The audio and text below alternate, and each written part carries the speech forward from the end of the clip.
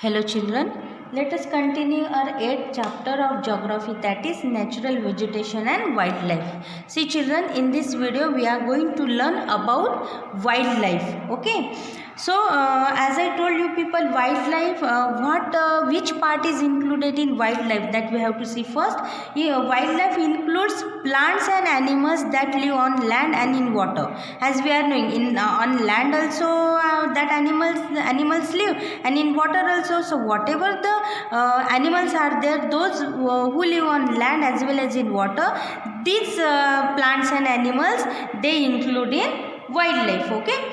See, whatever the distribution is there, this distribution of plants and animals is primarily determined by the climate. This distribution is on the basis of climate only. Okay. See, it is the significant part of our environment. We have what? Wildlife. If we will talk about wildlife, it is a significant or the important part of our environment. Whatever the species of animals are referred to as fauna. Okay, whatever the species are there of the animals which are included in wildlife, those are referred as fauna.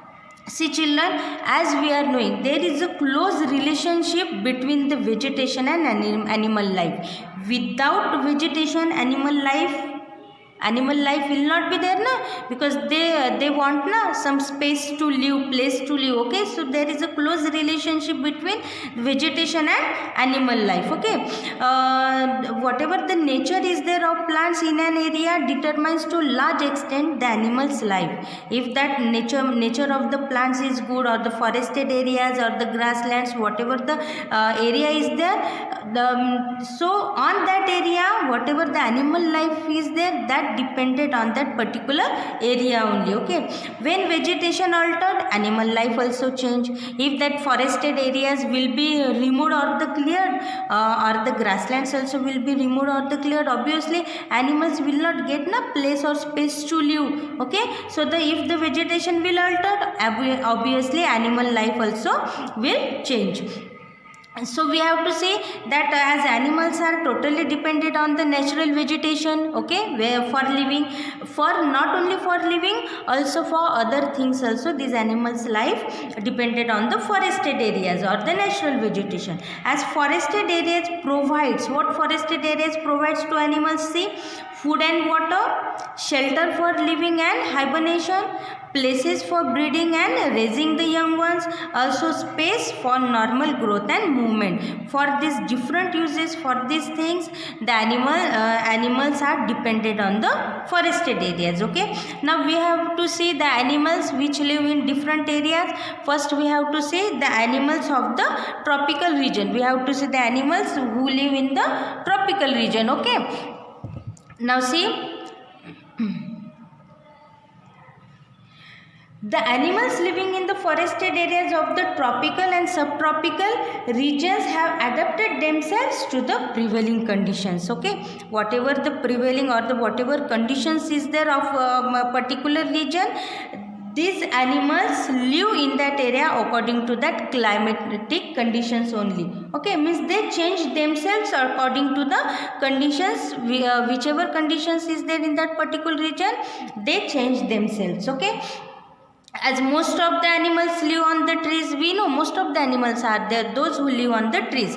For example, if you will see the animals, there are monkeys, apes, sloths, bats, tree lizards, lemurs and flying squirrels. These types of animals we can see in the tropical regions. Okay, also we can see the turtles, snakes, alligators and crocodiles, those who live in rivers and the swamp. Swamp means, already I told you people, muddy area, daldal we say na, that is. Okay, so if we will say the hippopotamus is found there, where? In Africa. The hippopotamus can be found in tropical region, especially in Africa. Okay, also we can see the variety of birds and insects in tropical region. If we will see na, the anaconda, it is one of the world's largest snake. We know about anaconda. Okay, anaconda, it is one of the world's largest snake, and it is from in where we can found this anaconda in tropical evergreen forest. Okay, Now also we can see tigers, lions, rhinoceros and leopards. Okay, these animals also we can see where in monsoon forest. Okay, so these are the variety of animals which we can see of the tropical regions. Okay, now next we have to see the animals of the temperate region. Now we have to see, children, the animals who live in temperate region. Okay, now see, children, whatever the animals are there who live in temperate region, these are the similar with the animals who live, just now we saw the animals who live in tropical region, they are the same with temperate tropical region. Okay, same types of animals we can see there. Okay, now see, but the number of species are less. The number of species are less in temperate region. Okay, so which types of animal we can see? See, deer, foxes, wolves and beavers. Then birds also we can see in temperate region, which like pigeons and monarchs. Then little wildlife also we can see in Mediterranean region. Which is Mediterranean region, as I told you people already in last lesson. Okay, so that little wildlife also live in Mediterranean region.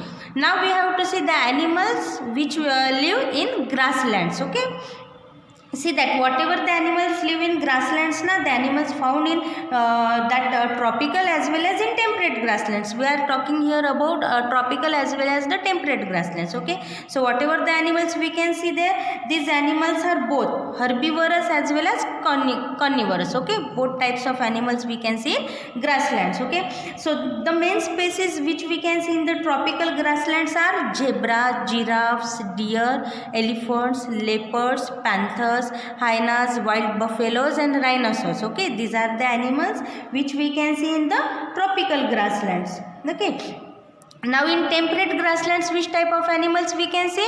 In temperate grasslands we can see antelopes, wild asses, wolves, wild dogs and rabbits. These types of animals we can see in temperate grasslands. Okay, in both the grasslands, in the tropical grasslands, these types of animals are found, and in temperate grasslands these types of animals are found. Okay, now we have to talk the animals of the deserts. Which type of animals are living in deserts? Those we have to see. The animals which live in desert, different types of are there. So in most of them are small in size except the animal. Animal is not small in size, but most of the animals which we can see in desert, those are small in size. Okay, so whatever the animals are there, they like to move in the cool hours of the night, because during day whatever the temperature is there, that is too hot in desert. So that's why the animals like to move in the cool hours of the night only. They don't move at the day, they move at the night only. Okay, so some of them live in burrows to escape the heat. Some animals are there, those animals live in burrows for what? To save themselves from the heat. Okay, now we are knowing about camel. A camel can move easily on sand. Camel can move easily on sand. Its means camel's body parts are well adapted to the desert condition. Okay, so camels can be moved easily on the sand.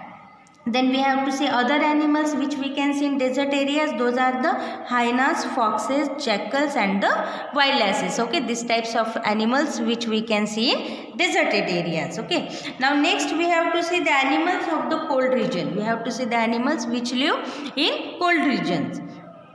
See that the animals which live in cold regions, they are having thick skins are the first to protect themselves. Okay, they protect themselves from the cold with the help of thick skins are the first.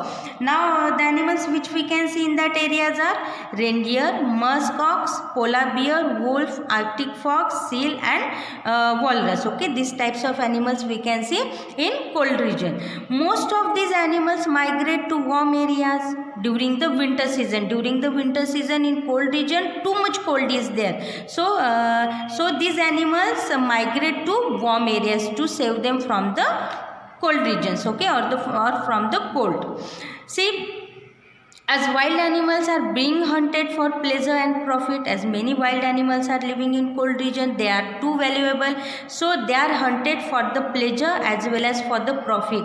If we will say the elephants are hunted for the ivory, okay. Then deer and tigers, they are killed for the skins.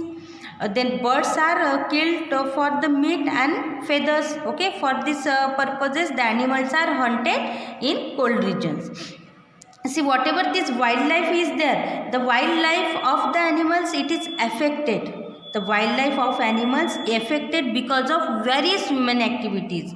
Because of the various human activities, the wildlife is affected. So which are those human activities?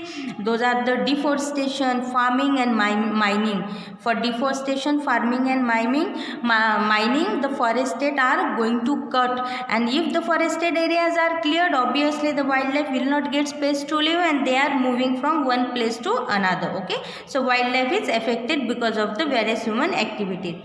But if we will see in recent years some people have become aware of the need to preserve the wildlife. Nowadays the people became aware for what? To preserve the wildlife which are in our countries, okay. So it is our duty to preserve the wildlife of our country. Now see children, here this lesson is over. Again we will meet in next session with another topic. Till that, bye and have a good day.